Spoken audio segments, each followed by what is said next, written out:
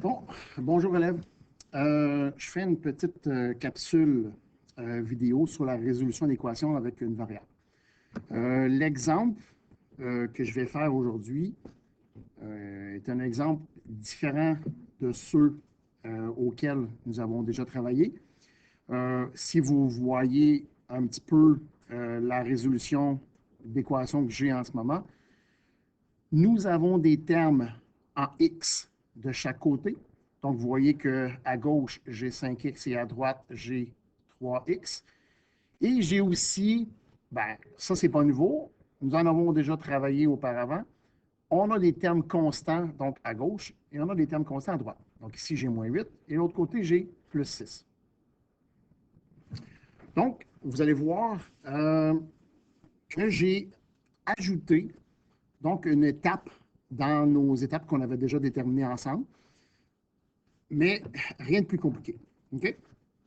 Je fais juste de vous faire un petit rappel de ce qu'est la balance. Donc, vous voyez notre équation. Donc, 5x moins 8 est égal à 3x plus 6.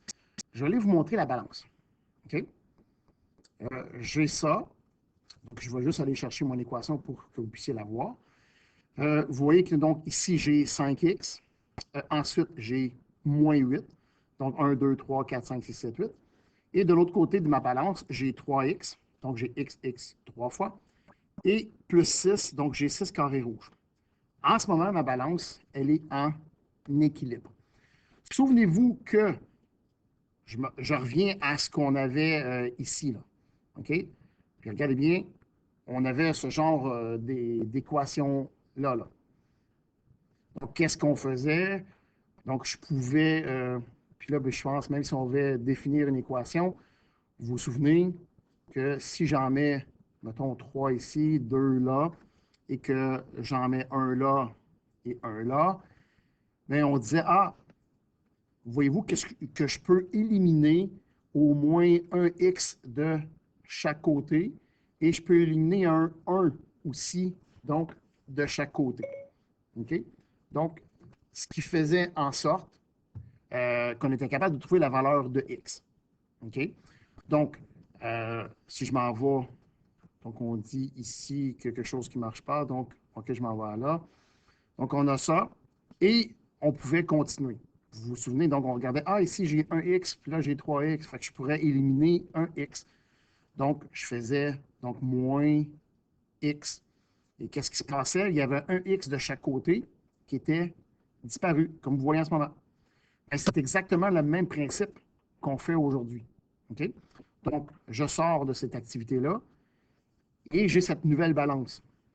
Fait que vous voyez qu'il y a 3x ici et il y a 5x ici. Fait que vous voyez, est-ce que je pourrais éliminer 3x de chaque côté? Ben, c'est à ça qu'on va arriver. OK? Ben, premièrement, on va commencer avec les premières étapes avec lesquelles on a travaillé. Fait que, je vous rappelle, donc on travaille avec le SAMDEP. Ça veut dire que le contraire, donc du P de masse.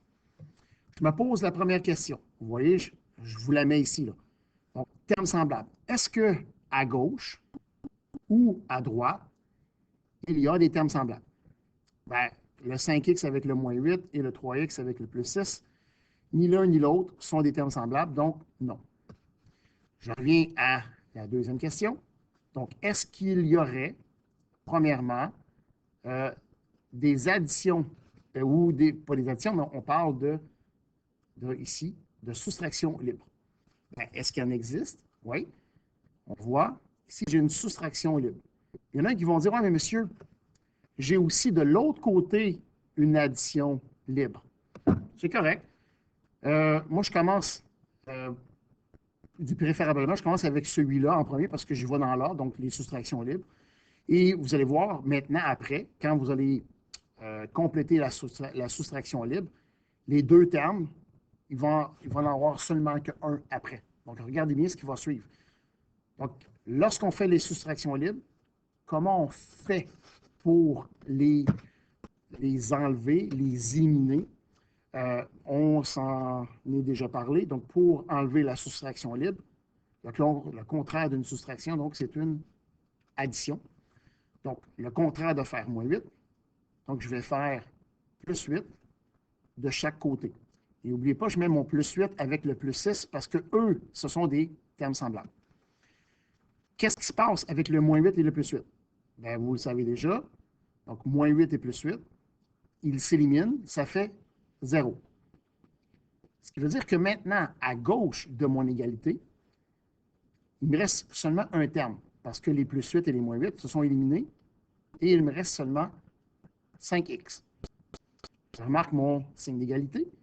Qu'est-ce qui s'est passé à droite? Est-ce que j'ai fait quelque chose avec le 3x? Non. Donc, je vais marquer à nouveau 3x. Et vous voyez maintenant, à cause du plus 8, donc plus 6 et plus 8 sont les additions. J'obtiens maintenant 14. L'effet nouveau qu'on a comparativement avec les autres exemples qu'on a faits, c'est que vous voyez qu'il y a maintenant des x de chaque côté. OK? Mais je vais m'en aller à l'étape 3. Donc, l'étape 3, on dit des additions libres. Bien, il y en a une. Mais si je veux éliminer le plus 14, bien, je vais faire moins 14 de chaque côté. Vous allez voir, le moins 14 va être là. Que je promène le plus 14 d'un côté ou de l'autre, lui, il n'y a plus aucun terme constant qui peut être réuni avec lui. Donc, je le laisse là. Ce qu'il faut s'occuper, c'est de l'étape 3A. OK? Puis là, l'étape 3A, je viens juste de vous en parler. Quand il y a des termes en X des deux côtés, qu'est-ce que je fais? Bien, c'est tout simple que euh, dans notre petite animation qui est là, qu'on avait. Donc, regardez bien, j'en mets un autre. Je vais en définir une équation, une nouvelle équation aléatoire. J'en mets un autre. Je veux qu'il y ait des X de chaque côté. Ah, vous voyez. Mais qu'est-ce qu'on va faire avec ces deux X? Avec les deux paquets X? Et vous voyez ici, j'en ai 2. Puis ici, j'en ai 8. Je pourrais en éliminer 2 de chaque côté. Mais quand on dit en éliminer, comment je vais faire pour éliminer 2x de chaque côté? Bien, je vais faire moins 2x ici, puis moins 2x à gauche et à droite. Mais je fais exactement la même chose. Okay? On dit que cette étape se nomme réunir les termes en x ensemble. Donc, le 3x et le 5x, je veux les réunir ensemble. On fera comme si c'était des soustractions et des additions libres, mais avec les termes en x. OK? Là, regardez bien. J'ai décidé, bien, on a décidé, tantôt pour éliminer le moins 8, on a fait plus 8 de chaque côté. Donc, ce que j'ai maintenant ici, le 14, bien, mon thème constant il est à droite.